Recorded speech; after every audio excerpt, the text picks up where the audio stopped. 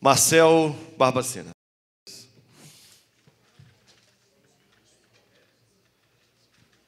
Boa tarde, eu vou ser breve nos agradecimentos. Obrigado, Sinacemp, obrigado ao pessoal que está aqui. Eu vou começar falando um pouco de política.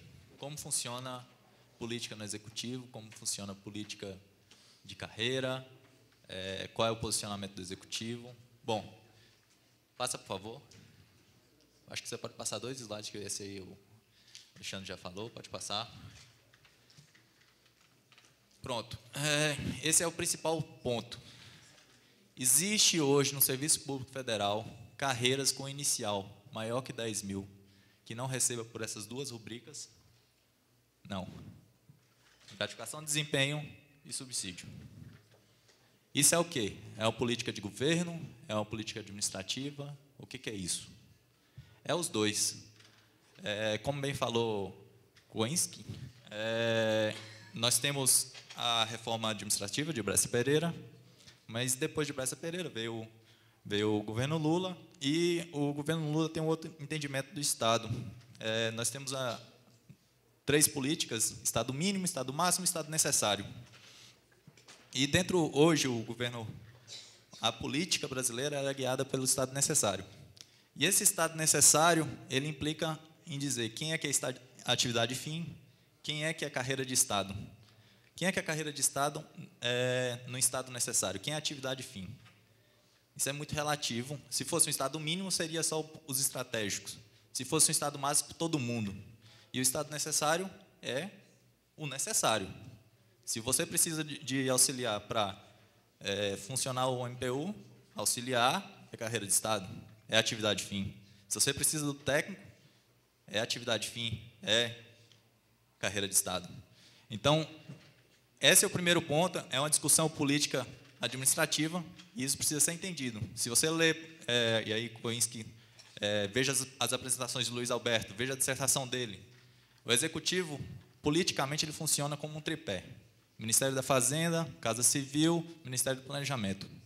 Então, o Ministério da Fazenda tem a chave do cofre, o Ministério do Planejamento faz a política técnica e a Casa Civil faz a política pesada. E o Luiz Alberto trabalha na Casa Civil. O Luiz Alberto ele tem um dado interessante de eficiência no setor público de 2008, divulgado pelo Banco Mundial. Nele, o Reino Unido aparece com 91% de eficiência.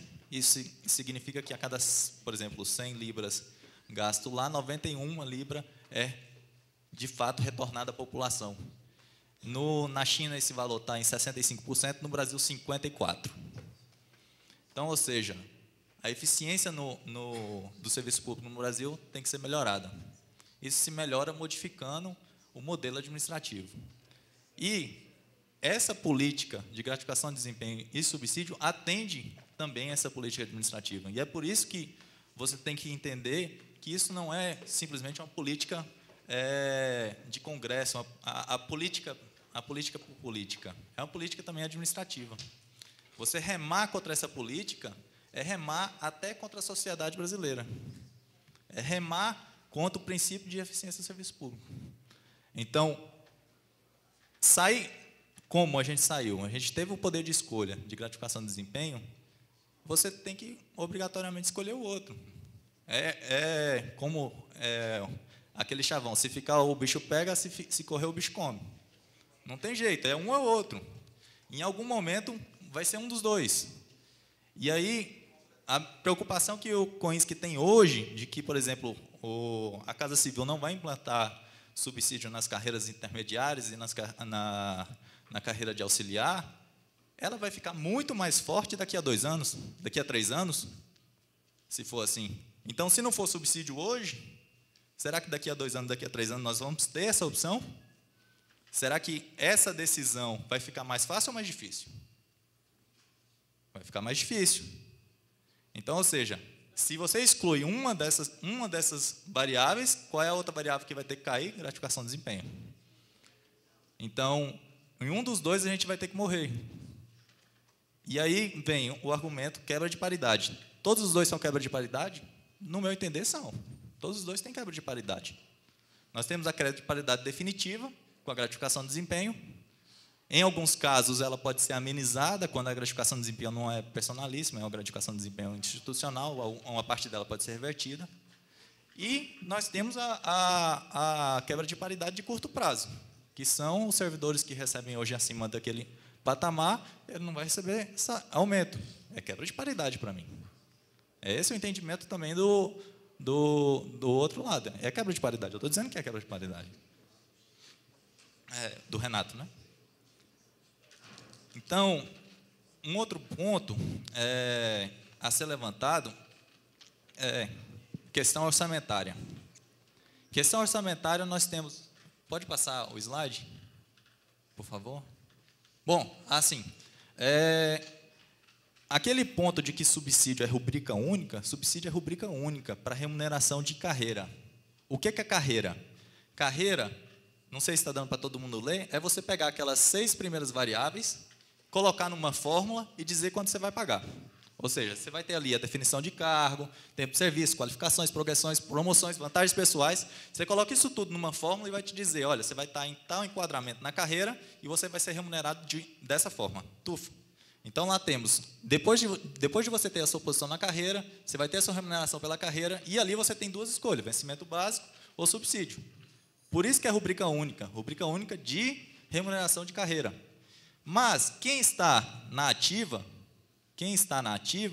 existem outras verbas indenizatórias de quem está trabalhando na ativa, que são outras variáveis, localidade, escala de jornada, especificidades do trabalho e incentivos. Então, quem está na ativa pode receber outras rubricas, porque é de interesse da administração para aquelas pessoas que estão na ativa, ser incentivadas, de você recompensar, ou, na verdade, não deixar que ela tire do próprio bolso, por exemplo, para fazer o transporte do trabalho. Então, essas rubricas que estão em verde são rubricas indenizatórias, ou de incentivo, por exemplo, a qualificação. Aquele, não sei se no MPU tem, a administração de vez em quando paga uma parte da sua pós-graduação, por exemplo, aquele ali, o auxílio bolsa. Isso é um incentivo à qualificação. Isso continua podendo ser pago. Então, mas ali nós temos 5 caixinhas que foi o que foi dito: insalubridade, periculosidade, atividade penosa, serviço extraordinário e serviço noturno.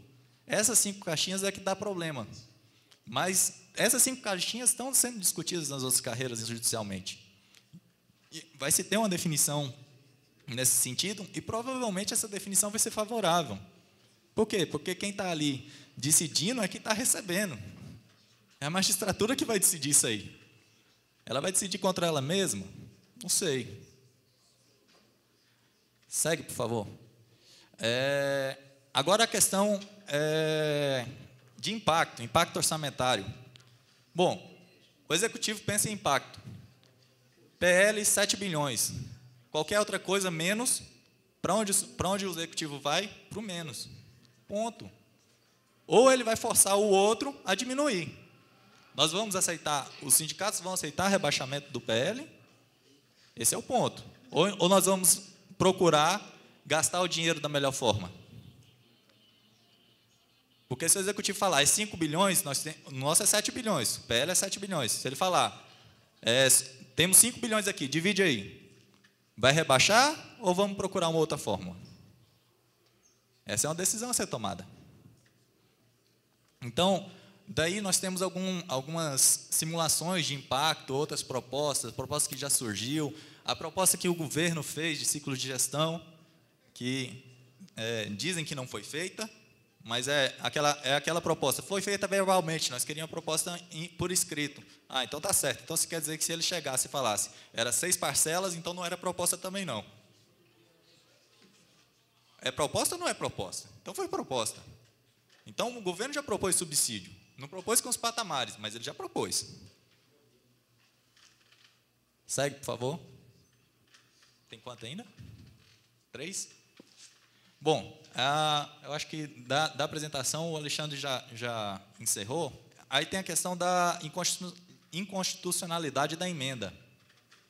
Tem um ADIM no STF, se não me engano é 385, que fala que se o legislativo se atender A justificativa do projeto não há impedimento de o Legislativo modificar 865. Não há impedimento do Legislativo modificar o texto. Bom, a emenda atende à justificativa? Isso não aumentar impacto, né? Ou seja, se ainda não aumentar impacto e atender à justificativa, não há essa inconstitucionalidade. Então, a emenda é plenamente válida. Está atendendo à justificativa e então, o impacto está inferior. Bom, deixa eu ver se tem mais algum ponto. Disputa orçamentária. A disputa orçamentária houve. Aí, a questão de que o PL da magistratura, tomara que isso não chegue na magistratura, estava lá no... A gente ganhou, teve a eleição do Congresso do Sindjuiz DF, agora no TSE, e o Berilo falou que o PL da magistratura não passou porque foi feito o lobby nosso para que o PL dele só passe com o nosso. Então, ou seja, o nosso PL está atrelado ao da magistratura. Tomara que eles não ouçam isso. Mas isso foi feito. E o dele vai sair quando sair o nosso. Então, a gente, de qualquer forma, está atrelado. Não, mas o do MPU está vinculado ao do Judiciário, que está vinculado ao da magistratura. Então, está tudo vinculado, vamos dizer assim. Bom, são esses pontos, e aí eu acho que vai ter mais perguntas. Ok, obrigado ao Marcel.